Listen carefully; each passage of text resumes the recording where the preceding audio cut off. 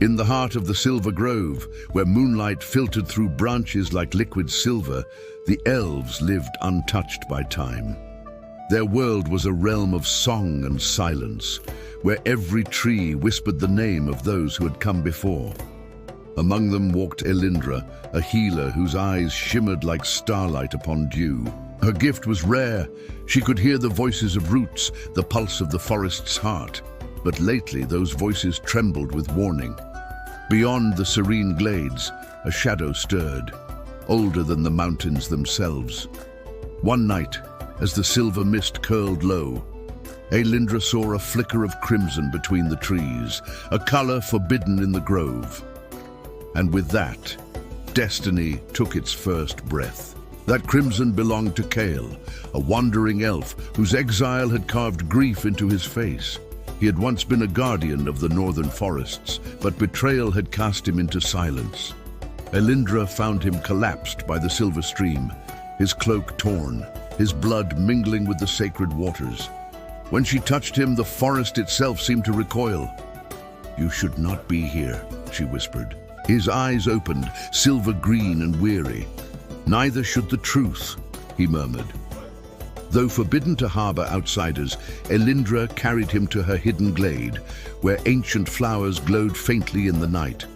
Something inside her, a rhythm long forgotten, began to awaken.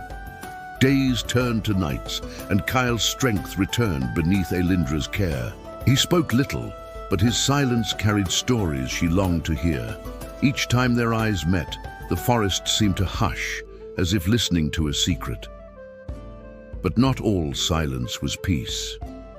The Silver Grove watched them, its ancient will unyielding.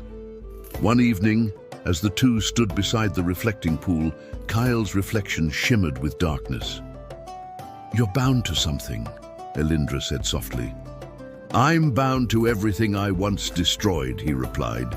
He revealed that beyond the northern ridge, an ancient curse was spreading, the Shadow Veil, born of magic once wielded by elves who had defied the stars, and he, once their commander, had set it free. Word of the stranger reached the High Council, led by Ilarion, the Elder of the Grove. His judgment was swift. Outsiders were death to balance. Aelindra was summoned to stand before the sacred circle, where moonlight turned cold and accusing. "You broke the vow," the Elder said. "The Grove shelters none who carry the shadow." Aelindra's voice trembled, but she did not yield. "If mercy is a sin, then I am guilty." Ilarion's gaze darkened, but beneath his sternness was fear, fear of what Kael represented. For centuries, they had hidden the truth, that the Grove's light existed only because darkness was bound beneath it.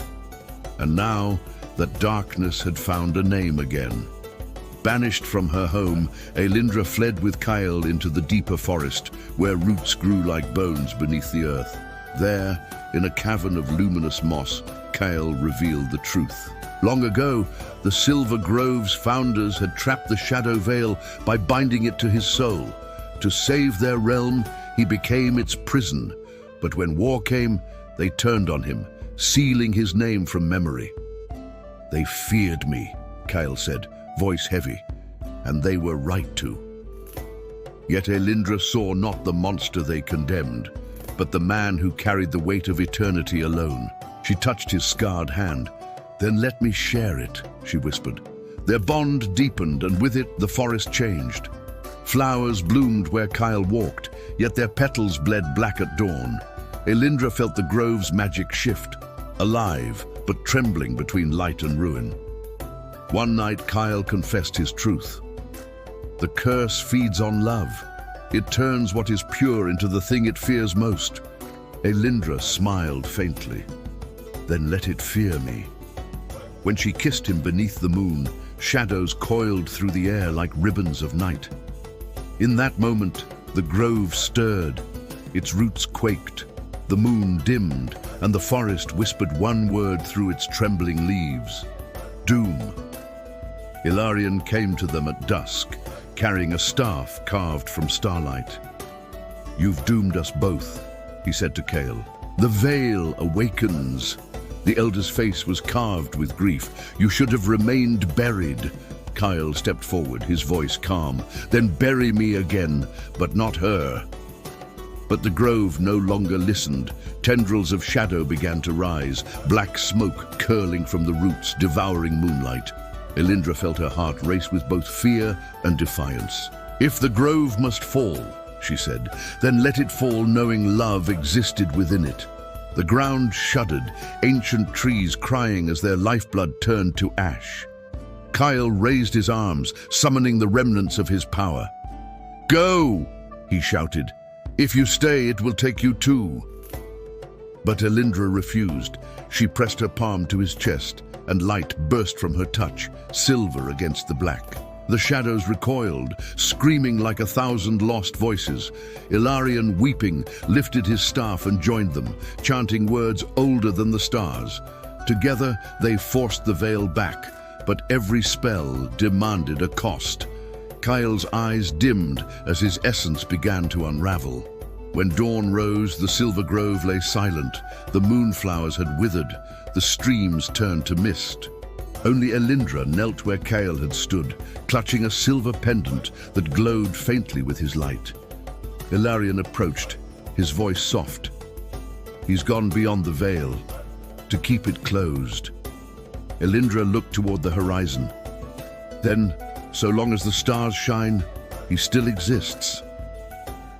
From that day, she became the new keeper of shadows, walking between worlds, guarding the fragile boundary he died to protect. Centuries passed. Travelers who wandered too deep into the Silver Grove spoke of a spirit who sang beneath the moon, her voice both sorrow and serenity. They said she waited for someone who promised to return when the stars aligned once more. Some called her a myth. Others swore they saw her hand glowing in the mist, guiding lost souls home.